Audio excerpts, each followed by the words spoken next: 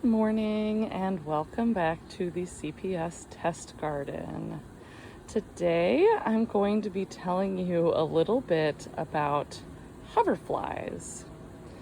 Hoverflies are very speedy, so I'm going to try to get some good footage of them, but it's going to be a little difficult. So we've got one right here, and actually you can contrast it with this more common bottle fly there on the left, and this is our hoverfly here on the right.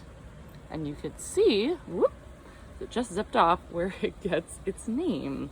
So these are very skilled flyers, and you can see here that it's visiting flowers. So it looks kind of like a bee. In fact, it looks quite like a bee. That's some mimicry it uses to protect itself, but it doesn't sting or bite. So it's a fly, and as an adult, it's a really valuable pollinator, and you can see it visiting these flowers right now. And there's actually another variety right there. That's a different species, but also a hoverfly.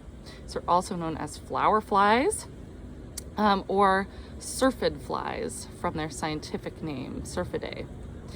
And you can tell these apart from bees by the fact that they have very large eyes, so their eyes take up most of their head, and they also have very, very short antennae, so just tiny little stubs off the front of their head. And so, like I said, as adults, these are really valuable pollinators for many kinds of flowers, but they're also have a double whammy in terms of beneficial insects, because as juveniles, they actually are predators.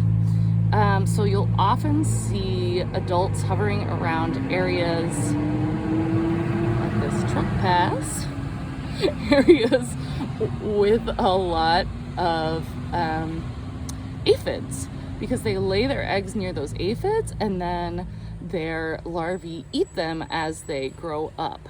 So the larvae of these actually look kind of like slugs. So if you see them, you might not even think it's an insect. So they look like tiny slugs that you'll see around aphid colonies eating those aphids. So these are a great visitor to have around your garden. So if you see them, there's no need to fear. You've got a friend here. And that's hoverflies.